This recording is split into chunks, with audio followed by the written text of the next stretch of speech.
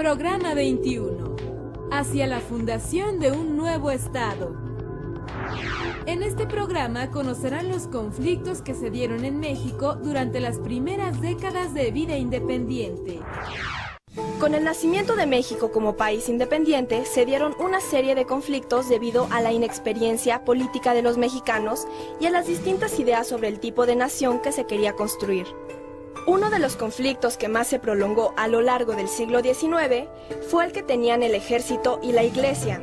Se discutía sobre los privilegios de los que gozaban estas instituciones y el poder clerical.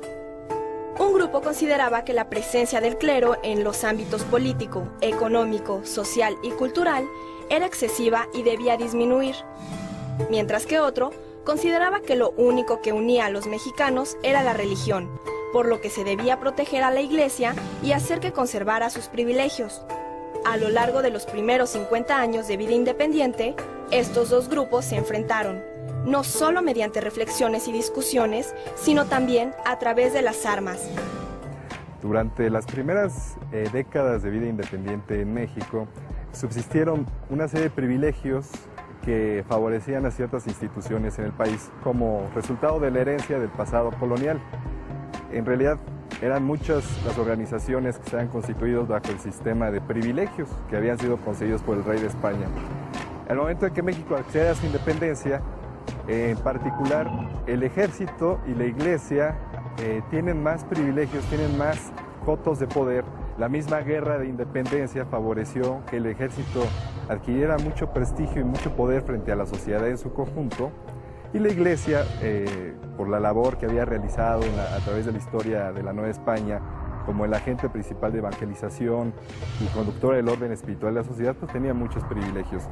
Uno de estos son los famosos fueros, principalmente el privilegio de ser juzgados, de que los miembros de cada una de estas corporaciones, de la iglesia, el ejército, fueran juzgados por tribunales propios de su misma institución. Esto quería decir que estaban fuera de la justicia ordinaria, eran ciudadanos que tenían que rendir cuentas en términos legales solamente a los miembros de su propia institución. No eran ciudadanos ordinarios y esto contrastaba con el ideal de los primeros liberales mexicanos, que consistía en que todos fueran iguales ante la ley. Aparte había otra serie de privilegios que estaban asociados con estas instituciones, en particularmente con la iglesia. La religión católica era la única que tenía validez oficial en el país. No era como en la actualidad, que existen muchas religiones y las personas libremente pueden escoger la que quieran. La misma Constitución de 1824, por ejemplo, garantizaba que el Estado iba a defender a la Iglesia Católica y al catolicismo como la única religión del país, digamos, en contribución a todos los servicios que había prestado. Los cambios en la situación de la Iglesia comenzaron en las últimas décadas del periodo colonial. Los esfuerzos por disminuir su poder económico fueron impulsados por las reformas borbónicas. Un ejemplo de esto fue la expulsión de los jesuitas de todas las posesiones coloniales españolas en 1767 y la confiscación de todas sus propiedades. Por su parte, durante las primeras décadas de vida independiente, los gobiernos de México solicitaron a la Iglesia préstamos, lo que afectó su poder económico. En muchos casos, la Iglesia se negó a otorgar préstamos.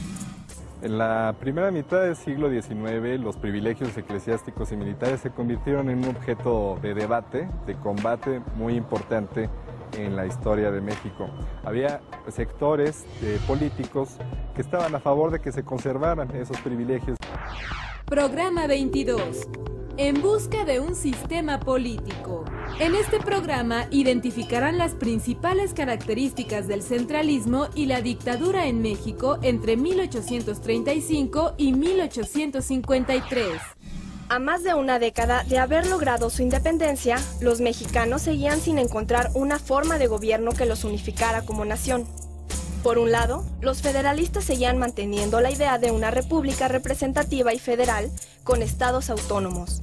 Por otro, los centralistas sostenían que el gobierno debería ser representativo, pero en lugar de estados soberanos, la organización del territorio sería a partir de departamentos, por lo que las decisiones de gobierno serían tomadas desde la capital del país.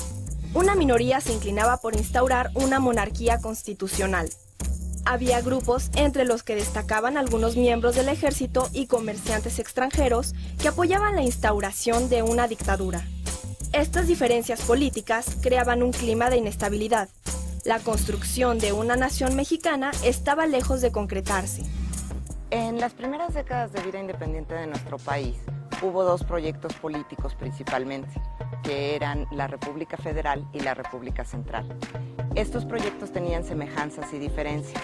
Su primera semejanza es que ambos eran una república, y aunque esto puede parecer una verdad absurda y que no es necesario decirla, es muy importante porque no debemos olvidar que proveníamos de una monarquía y que había varias personas que consideraban que la monarquía seguía siendo el mejor sistema de gobierno para el país. Otra semejanza importante es que al ser una república, los dos grupos estaban deseando que el sistema fuera representativo, es decir, que estuviera basado en elecciones, que hubiera representantes de los diferentes territorios que conformaban el país y que cada uno de esos representantes cumpliera una labor de hacer escuchar la voz de las provincias de las cuales provenían. Y otro punto muy importante es que también el cargo del Ejecutivo, es decir, el presidente de la República, en ambos casos era una persona que había sido elegida por voto popular. Los dos grupos querían una república representativa por elecciones. Las diferencias fundamentales eran cómo se comprendían los estados, cómo se comprendían los territorios que conformaban la nación. Los centralistas creían que la soberanía de la nación debía recaer únicamente en el Congreso y que los estados no eran soberanos, sino eran entidades que estaban subordinadas en cierta medida al gobierno que estaba establecido en el centro de la República. En cambio, los federalistas creían que cada una de estas entidades que conformaba el territorio era soberana y tenía derecho a poseer sus propias estructuras de autoridad, es decir, sus propios congresos, sus propios gobernadores, sus propias constituciones y solamente estar subordinados a la Constitución General del país. Consideraban que los gobiernos estatales debían ser autónomos en todos los sentidos. Para muchos conservadores, ni la República Federal ni la centralista habían podido unificar al país.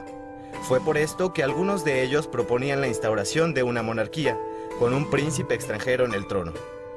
Este proyecto cobró mayores partidarios después de la guerra que enfrentó México con los Estados Unidos de América. Un personaje crucial, defensor del monarquismo en México, fue Lucas Alamán, quien colaboró como ministro con distintos gobiernos del periodo. Alamán, junto con otros partidarios del monarquismo, consideraban que este sistema de gobierno era más acorde a la historia del país y sus características. Otra voz que defendió los ideales monárquicos fue José María Gutiérrez de Estrada, secretario de Estado en época de Santa Anna. Algunos de sus argumentos eran: una monarquía puede ser moderada y democrática, como despótica y arbitraria una república. Si en un régimen republicano el presidente estaba por encima de la Constitución, ¿no sería mejor experimentar una monarquía regida constitucionalmente? Las causas del fracaso del federalismo y la instauración de una república central fueron muchas. No solamente se debió a características del federalismo en sí mismo, sino a los problemas políticos que había en el país. Las pugnas de las provincias por tratar de controlar su gobierno, por tratar de obtener recursos, de no apoyar al gobierno central. Había muchas fuerzas políticas que aparecieron a partir de la caída de la monarquía. Y estas fuerzas políticas dentro del sistema liberal y republicano que se instauró encontraron muchas vías de participación política y había muchas posibilidades de intervenir en la vida pública. Entonces esto hizo que difícilmente algún sistema pudiera funcionar porque lo que no había eran mecanismos para conciliar intereses.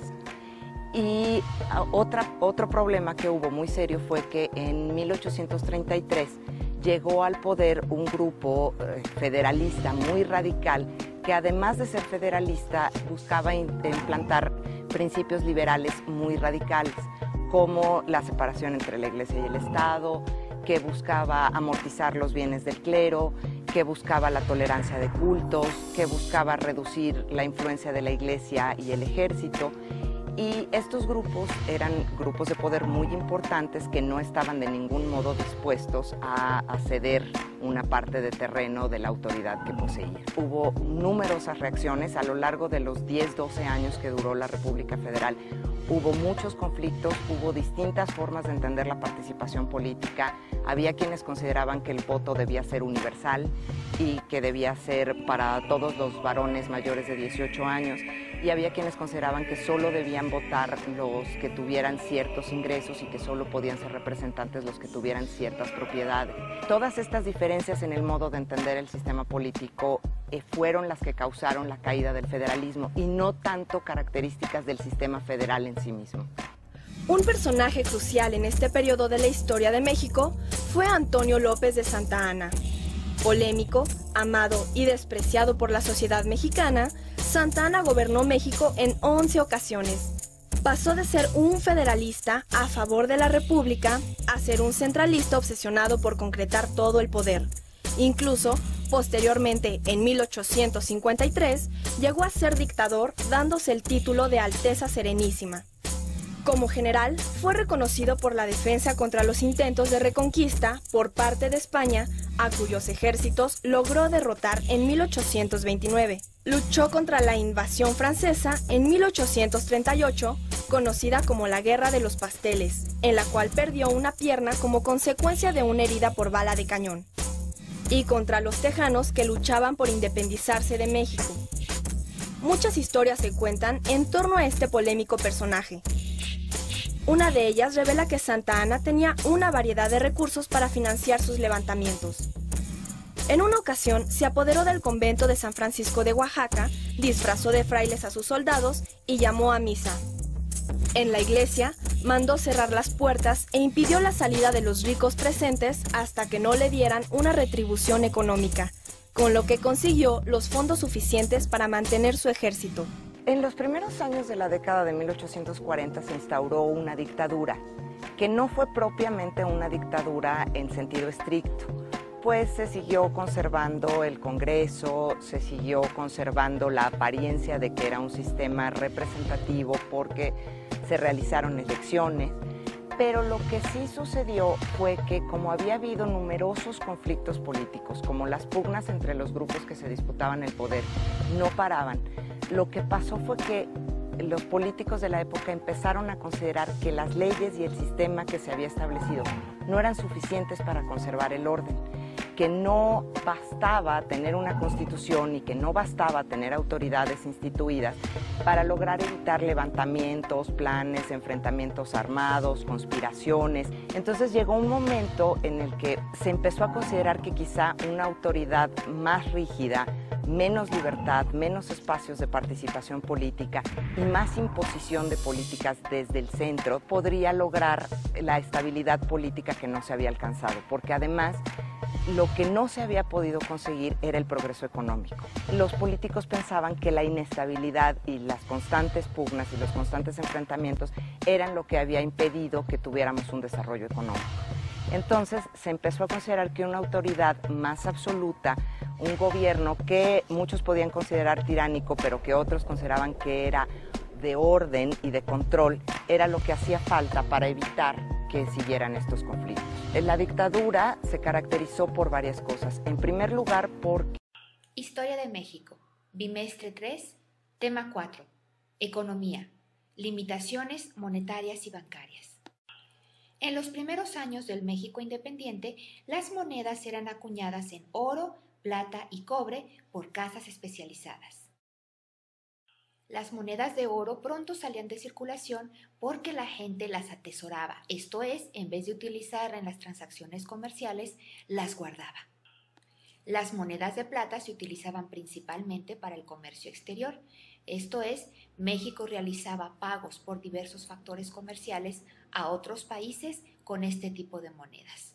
Cada año, entre el 70 y el 80% de las monedas de plata salían de México rumbo a otros países y por ello se empezó a padecer una escasez crónica de este tipo de monedas en nuestro país. Las monedas de cobre, por otro lado, perdían su valor rápidamente y por ello no le gustaban tanto a la gente. En muchas ocasiones se intentó comenzar a utilizar el papel moneda, pero estos intentos no resultaron exitosos. En la segunda mitad del siglo XIX surgieron los bancos en nuestro país. El Banco de Londres y México comenzó sus operaciones en el año de 1864. Esta fue la institución que finalmente introdujo a nuestro país los billetes de banco. En 1884, 20 años después, fue fundado el Banco Nacional de México, el cual fue finalmente autorizado para expedir billetes. Dificultades para la recaudación fiscal y endeudamiento. Después de la Guerra de Independencia, Hacienda Pública estaba sumamente desorganizada. Hacienda es la instancia del gobierno que se encargaba de la recaudación de los impuestos y de la administración de estos recursos para pagar los gastos que se generaban en el gobierno. Después de la Guerra de Independencia, como era de esperarse, muchos españoles regresaron a su país y se llevaron con ellos su capital, que por supuesto ya no era más sujeto de impuestos por parte del gobierno mexicano. Por otro lado, esta fue una época de muchos levantamientos internos y también de invasiones extranjeras, por lo que era necesario que el gobierno de México mantuviera un numeroso ejército. Imagínate lo que costaba mantener a tantos soldados. Si a esto agregamos la corrupción de los funcionarios públicos que tristemente utilizaban parte de los recursos que deberían de ser para el país en beneficio de ellos mismos, tenemos una explicación más clara del por qué la crisis tan fuerte de esta época. La salida que encontró el gobierno de México para enfrentar esta situación fue pedir dinero prestado a otros países. Esto es la deuda externa. Obviamente, los países extranjeros que prestaron dinero a México lo hacían en espera de un beneficio para ellos mismos, y este llegaba a través del cobro de intereses.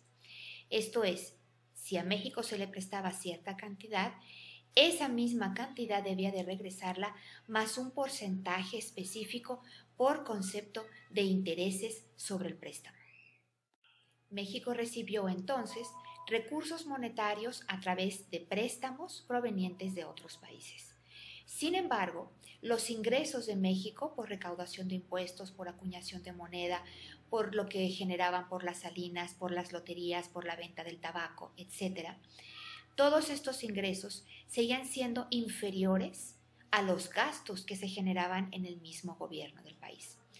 Y esto fue creando que poco a poco no solamente se acabaran el dinero que se les había prestado, porque imagínate, cada mes gastas más del dinero que te entra, eventualmente te vas acabando lo que tenías de reserva, sino que más tarde fue imposible incluso pagar los intereses sobre estos préstamos que se habían generado. Inversiones extranjeras. Como sabes, la minería fue siempre una actividad económica de suma importancia en nuestro país. Después de la independencia, varias compañías, sobre todo inglesas, se interesaron mucho por invertir en las minas mexicanas. Sin embargo, tuvieron serias dificultades debido al atraso tecnológico y de comunicaciones que predominaba en nuestro país. El libre comercio y sus consecuencias. Como sabes, en esta época en nuestro país coexistían dos diferentes ideologías. Por un lado los liberales y por el otro los conservadores. Los conservadores estaban convencidos de que era necesario proteger la industria de los productos mexicanos en contra de los productos fabricados en otros países. Y por esto favorecieron la creación de impuestos o aranceles muy altos que dejara que los precios de los productos extranjeros fueran sumamente altos en comparación con los precios de los productos mexicanos y por ello la gente prefiriera comprar los productos mexicanos. Sin embargo, como los productos extranjeros eran en calidad superior a los productos mexicanos, considerando que México todavía no contaba con la tecnología ni la estructura para poder competir en calidad de producción contra estos países, pues mucha gente seguía prefiriendo los productos extranjeros. Y para evitar tener que pagarlos a un costo o a un precio muy elevado, se comenzó a practicar el contrabando. El contrabando significaba que estos productos entraban al país sin declararlos ante el gobierno, sin pagar los impuestos de importación y se vendían en el mercado negro, esto es, como escondidas del gobierno. Como las fronteras estaban mal vigiladas y como desafortunadamente varios funcionarios públicos eran corruptos y se hacían de la vista gorda para dejar pasar estas mercancías, por supuesto recibiendo un beneficio económico por parte de los contrabandistas, el contrabando siguió creciendo en nuestro país. Esto, por supuesto, perjudicó seriamente a los empresarios nacionales, esto es, a los productores, a los fabricantes de México. El libre comercio